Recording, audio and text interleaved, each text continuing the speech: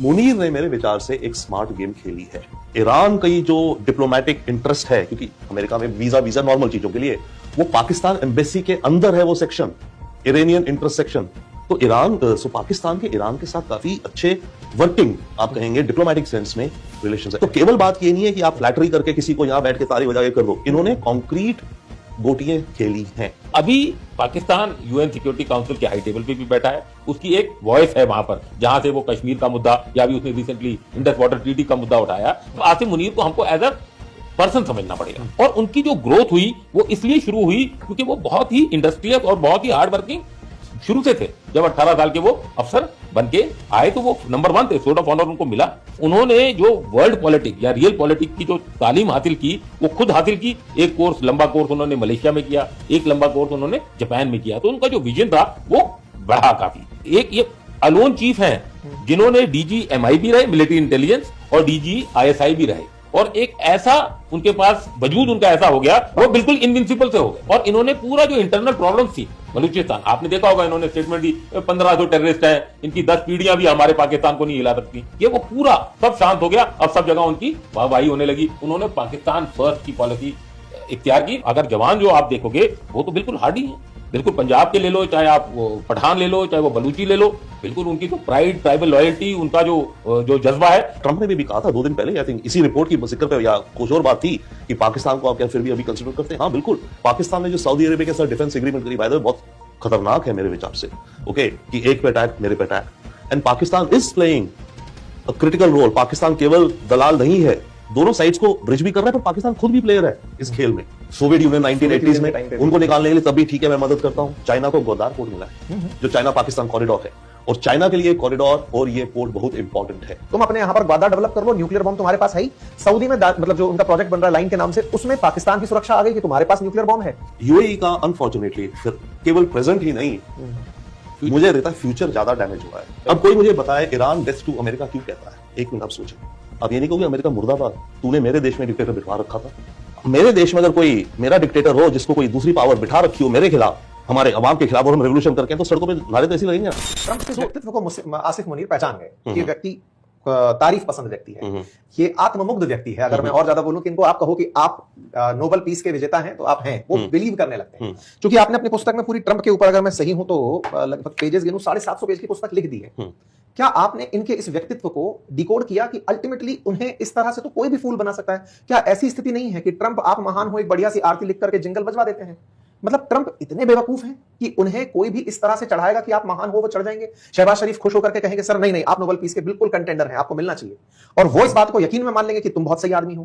क्या उन्हें यह नजर नहीं आता कि भारत जैसी अर्थव्यवस्था बगल में खड़ी है, वो किसका साथ देकर क्या हो रहे हैं, क्या पा रहे हैं? आज व्यापारियों को लेकर के चाइना पहुंचते हैं, खुद की अपनी बड़ी जीत दिखाते हैं। उन व्यापारियों को पाकिस्तान की नहीं भारत की जरूरत है, वो भारत के कंपैरिजन में पाकिस्तान को विश्व पटल पर लेकर चलते हैं। कैसे देखते हैं आप इसको? Couple of things. वन, मैं कहूंगा, और एक होता है नो दाई एनिमी। मुनीर ने मेरे विचार से एक स्मार्ट गेम खेली है। ये केवल शब्द नहीं है कि फ्लैटरी करी। जब ट्रंप इलेक्ट हुआ और ऑफिस लिया 20 जनवरी को, उसी के 5 दिन के अंदर पाकिस्तान की आईएसआई ने और इन्होंने जो काबुल ब्लास्ट में जो अमेरिकन मरीन्स मारे गए थे, उसका जो नंबर 1 अक्यूज था, उसको पकड़ के अमेरिका को भिजवा दिया। ट्रंप ने जब अपनी पहली स्पीच दी, आई थिंक 6 या 7 दिन बाद, उसमें उसने कहा आई थैंक पाकिस्तान कि इन्होंने उस टेररिस्ट को हमें हैंड ओवर कर दिया है। इन्होंने शुरुआत वहां से करी। सेकेंड, जो क्रिप्टो करेंसी की बात हो रही है, ट्रंप ने 6 महीने पहले इलेक्शन से क्रिप्टो में इसको इतना पोटेंशियल दिखता है, जिसमें ट्रंप है, इसका बेटा है, दोनों एरिक और डॉन, छोटा बेटा भी है, बैरन भी है, और स्टीव विटकॉफ जो इसका पार्टनर, रियल एस्टेट, बडी, गोल्फिंग और हर जगह तो है। स्टीव विटकॉफ का बेटा जैक, वो भी पार्टनर है उस कंपनी में जिसका नाम है वर्ल्ड लिबर्टी फाइनेंशियल। पाकिस्तान ने उस कंपनी के आसपास घूम घमा करके अपने नेटवर्क निकाले। बेनांस एक और क्रिप्टो एक्सचेंज था, उसका एक फाउंडर था जो कि उसकी भी अलग कहानी है, उसके थ्रू इन्होंने उस कंपनी के साथ नेटवर्क बनाया। एंड ऑलमोस्ट जब पहलगाम हुआ या उससे पहले की बात है, अबू धाबी में एक बड़ी क्रिप्टो करेंसी कॉन्फ्रेंस होनी थी जिसमें एरिक ट्रंप डायरेक्ट आया Abu Dhabi, but Steve Witkoff Pakistan गया। पाकिस्तान ने एक एजेंसी बनाई, पाकिस्तान क्रिप्टो काउंसिल, और उसे इनवाइट किया गया कि आप हमें क्रिप्टो में एडवाइस कीजिए, how to create a crypto infrastructure in Pakistan. Steve Witkoff आया वहां पर, वो पहली बार हुआ कि उसको मुनीर से मीटिंग करवाई गई, शाहबाज शरीफ से कराई गई, पूरा रेड कारपेट लेकर दिया गया। उसमें हुआ कि पाकिस्तान क्रिप्टो को, डिजिटल एसेट्स को अपनी अप्रूव करेगी रेगुलेटरी मैकेनिज्म से, उसमें उनको ज्यादा कुछ कमाई नहीं हुई। एक कंसल्टिंग सा कॉन्ट्रैक्ट हुआ, प्री पेमेंट करीब $20 मिलियन का, और वो एक एंट्री बन गई। ये बात है, पहली खेप चली गई है ना। देन नेक्स्ट जो इन्होंने स्टेप किया, जब ये जून में गए जो व्हाइट हाउस में, तो वो एंट्री बन गई through the Witkoff family. Okay, और पहले इन्होंने उसको एहसान कर दिया कि हमने तेरे को पकड़ के एक अर्ली विन दे दी तेरे को, जो टेररिस्ट था अलकायदा या जिसका भी तालिबान का।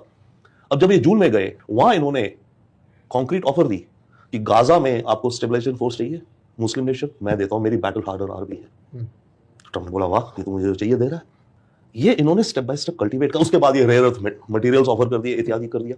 अब जहां तक बात है ईरान के साथ बिचौलिया, हमें याद रखना चाहिए 1981 जो तेहरान में एम्बेसी अमेरिकन को किडनैप बंधक बनाए गए थे, तब से ईरान और अमेरिका के डिप्लोमेटिक रिलेशंस नहीं है। पिछले 45 सालों से ईरान की जो डिप्लोमेटिक इंटरेस्ट है, क्योंकि अमेरिका में वीजा नॉर्मल चीजों के लिए, वो पाकिस्तान एम्बेसी के अंदर है। वो सेक्शन, इरानियन इंटरेस्ट सेक्शन, उसका जो चीफ है वो ईरानियन होता है, बट उसको पाकिस्तान की एम्बेसी की जो अगर गाड़ी है तो उस एम्बेसी की गाड़ी का नंबर है। तो पाकिस्तान की एम्बेसी के अंदर इरानियन इंटरेस्ट सेक्शन है पिछले 45 साल से। ये मैसेजेस कन्वे करते हैं, बट वो रूटीन डिप्लोमेटिक टाइप। तो पाकिस्तान के ईरान के साथ काफी अच्छे वर्किंग, आप कहेंगे डिप्लोमेटिक सेंस में, रिलेशन है। अमेरिका की एम्बेसी भी नहीं है तेहरान में, अमेरिका के इंटरेस्ट जो स्विट्जरलैंड की एम्बेसी तेहरान में वो हैंडल करती है। तो पाकिस्तान लंबे समय से ईरान का वो एक चैनल है कम्युनिकेशन का। But back to Munir and all, और उसके बाद फिर ये हुआ जो ऑपरेशन सिंदूर, वापस आई, उसमें नोबेल प्राइज कह दिया। तो केवल बात ये नहीं है कि आप फ्लैटरी करके किसी को यहां बैठ के ताली बजा के कर दो, इन्होंने कॉन्क्रीट गोटियां खेली हैं, उसका ये एडवांटेज ले रहे हैं। इसी पॉइंट पे जब कॉन्क्रीट गोटियां खेली हैं, तो ये तो एक विजनरी पॉइंट व्यू हुआ ना सर, कि आपको उस व्यक्ति के बारे में बहुत पहले से ये समझ में आ गया कि इसको क्या पसंद है। अगर फ्लैटरिंग पसंद है तो फ्लैटरिंग। हम कहां फेल हो गए सर? पाकिस्तान का जो डिप्लोमेटिक रीच था, पाकिस्तान का जो वेस्टर्न मीडिया के साथ जो इंटरफेस था, वो बहुत अच्छा था बनस्पत इंडिया के। तो एक तरह से मुनीर ने उसको कैपिटलाइज किया है। जैसे साहब ने भी बताया इसको कि उन्होंने वो सेटिंग तो कर दी थी, चाहे वो विटकॉफ फैमिली के थ्रू हुआ हो, चाहे वो उनको नोबेल पीस प्राइज देने की बातचीत हो। बट क्योंकि अभी पाकिस्तान यूएन सिक्योरिटी काउंसिल के हाई टेबल पे भी बैठा है, उसकी एक वॉइस है वहां पर, जहां से वो कश्मीर का मुद्दा, या भी उसने रिसेंटली इंडस वाटर ट्रीटी का मुद्दा उठाया, इन सब, और इंटरनेशनल स्टेबलाइजिंग फोर्स जो गाजा में हुई, उसका फायदा उठाते हुए आसिफ मुनीर ने इसको कैपिटलाइज किया। अब आसिफ मुनीर को हमको एज अ पर्सन समझना पड़ेगा। अगर आप ये देखें तो आसिफ मुनीर का अगर आप बचपन देखें, वो रावलपिंडी में हुआ, मदरसा में एजुकेशन हुई, नॉन मिलिट्री बैकग्राउंड था, कोई ऐसा नहीं था कि फौज में जाना है। उनके जो वालदेन थे वो तो एक स्कूल टीचर थे, बाद में प्रिंसिपल बन गए। तो वो मदरसा की टीचिंग थे, लेकिन वो चले गए मंगला, अबोटाबाद भी नहीं जा पाए, जहां के मेन उनकी पीएमए है अबोटाबाद में। वो ऑफिसर ट्रेनिंग स्कूल मंगला से पास आउट हो गए। 1968 बॉर्न है, लेकिन 18 साल में कमीशन ऑफिसर बन गए। अच्छा। तो 1986 में वो कमीशन हो गए थे फ्रंटियर फोर्स में, जो कि एक जानी मानी रेजिमेंट है, 23 फ्रंटियर फोर्स में वो रहे। और उनकी जो ग्रोथ हुई वो इसलिए शुरू हुई क्योंकि वो बहुत ही इंडस्ट्रियस और बहुत ही हार्ड वर्किंग शुरू से थे। सोर्ड ऑफ ऑनर, मतलब नंबर 1 मेरिट में वो पास आउट हुए। जब 18 साल के वो अफसर बन के आए तो वो नंबर 1 थे, सोर्ड ऑफ ऑनर उनको मिला। और फिर कुछ ऐसी डेस्टिनी बनती रही कि उन्होंने जब सऊदी अरेबिया में थे तो वहां हाफिज का वो ले लिया, कुरान पूरी जो मेमोराइज कर लेता है तो उसको हाफिज कुरान बोलते हैं। तो उन्होंने वो उसका पूरा फायदा उठाया। As a brigadier he was in there. Then उन्होंने जो वर्ल्ड पॉलिटिक्स या रियल पॉलिटिक्स की जो तालीम हासिल की, वो खुद हासिल की। एक कोर्स, लंबा कोर्स उन्होंने मलेशिया में किया, एक लंबा कोर्स उन्होंने जापान में किया। तो उनका जो विजन था वो बढ़ा काफी। फिर जो डेस्टिनी ऐसा भाग लेगी, जब वो फोर्स कमांडर थे नदर्न एरियाज के, जिसमें गिलगित बाल्टिस्तान और पीओके भी आता है, तो वो डायरेक्टली बाजवा साहब के अंडर थे। जब बाजवा साहब खुद 10 कोर कमांडर थे, जिसका हेडक्वार्टर रावलपिंडी में। तो उनकी जो वहां से वो थोड़ी सी एसेंडेंसी शुरू हुई। फिर डीए रहे जब सऊदी अरेबिया में, वहां उनका और जो व्यक्तित्व है और बढ़ा। उसके बाद आप ये देखें कि एक ये अलोन चीफ हैं जिन्होंने डीजी एमआई भी रहे, मिलिट्री इंटेलिजेंस, और डीजी आईएसआई भी रहे। तो ये दोनों डीजी का काम किया। इन्होंने क्वार्टर मास्टर जनरल भी कमांड किया। इन्होंने पंजाब में गुजरांवाला में एक कोर कमांड की और सीनियर मोस्ट थे। तो इन्होंने अपने कार्ड्स पत्ते ठीक खेले पाकिस्तान में कि उनको रिटायर होने से एक दिन पहले नवाज शरीफ ने उठा के, और उनकी जो रिटायर होने वाले थे उनकी तो एप्लीकेशन जाती है इनकी कि रिटायरमेंट की एप्लीकेशन, उसको रद्द करके उनको 29 नवंबर को चीफ बना दिया गया। सीनियर मोस्ट थे। तो उसकी वजह से जो फैज हमीद और जो 2-3 और थे वो हट गए। लेकिन जब इनकी एसेंडेंसी वहां तक पहुंच गई, सीनियर मोस्ट बन गए बाजवा साहब के बाद, फिर एक के बाद एक ऐसी चीजें होती रही जिससे कि कहां तो वो चीफ थे, उसके बाद सिंदूर के बाद फील्ड मार्शल उनको बना दिया गया। फिर कॉन्स्टिट्यूशन को अमेंडमेंट कर दी गई और उनको सीडीएस बना दिया गया। तो अब उनके पास आर्मी, नेवी, एयरफोर्स और एक ऐसा उनके पास वजूद उनका ऐसा हो गया जो कि ना कि प्राइम मिनिस्टर के पास है, ना प्रेसिडेंट के पास है, ना सुप्रीम कोर्ट के चीफ जस्टिस के पास है। मतलब वो बिल्कुल इनविंसिबल से हो गए। तो ये इन्होंने बहुत जो एक बहुत शातिर किस्म के आदमी हैं, एक शातिर किस्म के जनरल हैं, और इन्होंने पूरा जो इंटरनल प्रॉब्लम्स थी बलूचिस्तान, आपने देखा होगा इन्होंने स्टेटमेंट दी 1500 टेररिस्ट हैं, इनकी 10 पीढ़ियां भी हमारे पाकिस्तान को नहीं हिला सकती। उन्होंने ऐसा नैरेटिव बिल्ड किया, ऐसा मीडिया को गैग किया कि वो पूरा सब शांत हो गया। अब सब जगह उनकी वाहवाही होने लगी कि देखो कैसा ये है।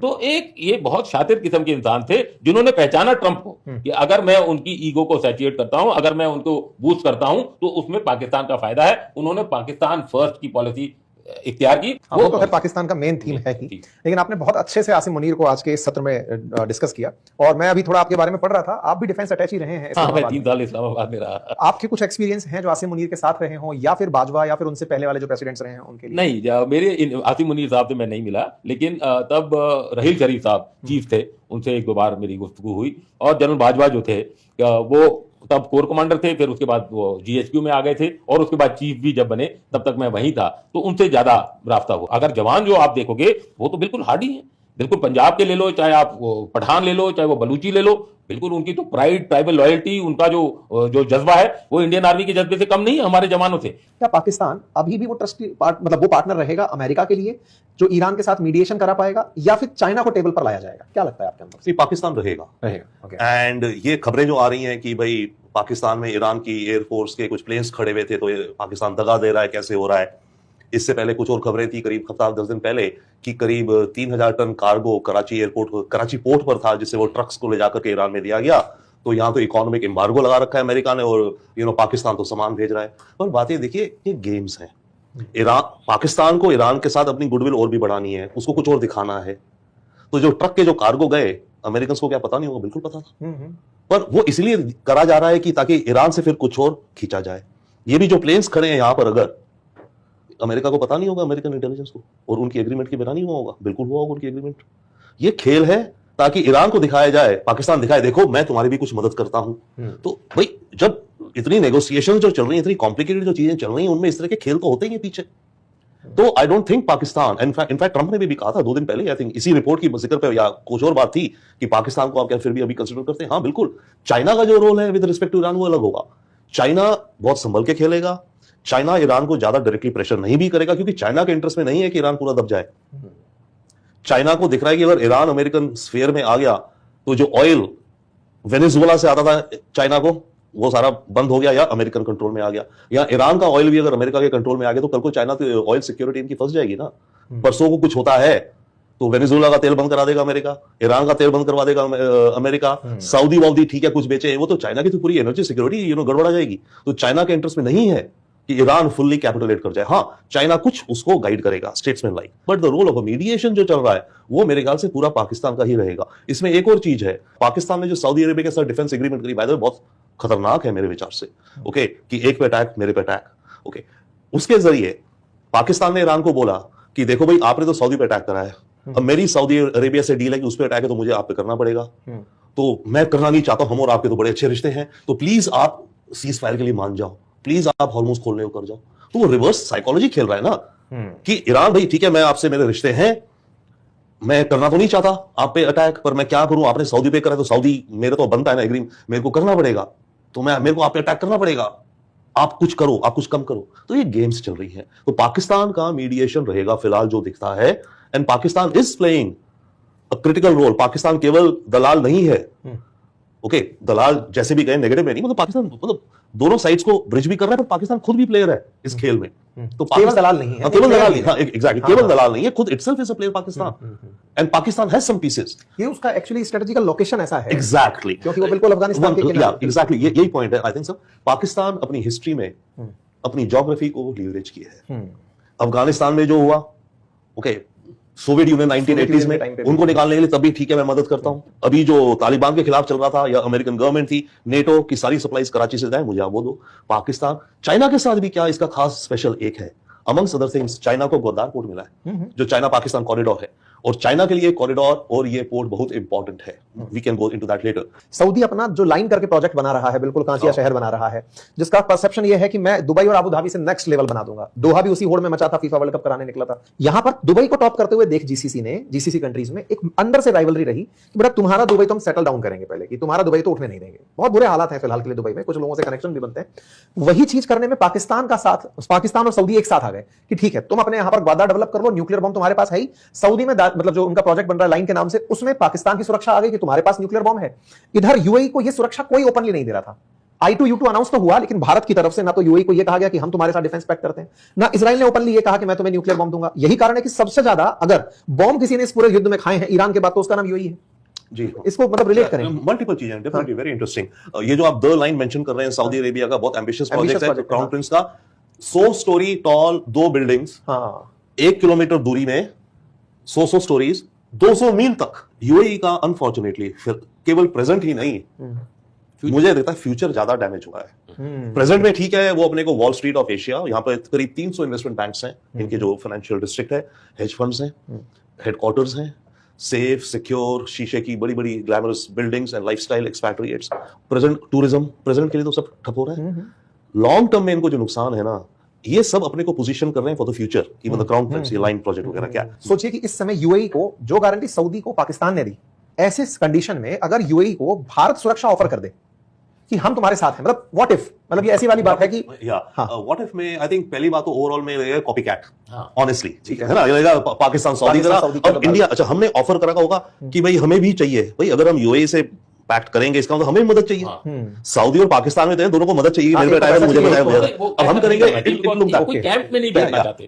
हम सुरक्षा किसको प्रोवाइड करते हैं, except for Bhutan to some extent, where we are not only training but we are financing their army or their police or whatever. I don't think so. This is a matter of our any foreign policy also. And I think we should remain the way we are. Strategic autonomy, partnership, growth. And also by the way, Israel आज की दुनिया में outcast होता जा रहा है. हमें ये भी ध्यान रखना चाहिए. बाय द वे, आउटकास्ट नहीं होता जा रहा तो उसका जो गुडविल थी दुनिया में ना घटती जा रही है. इजराइल की गुडविल अमेरिका के अंदर घटी है निस्बत की इनकी जूइश लॉबी जो है.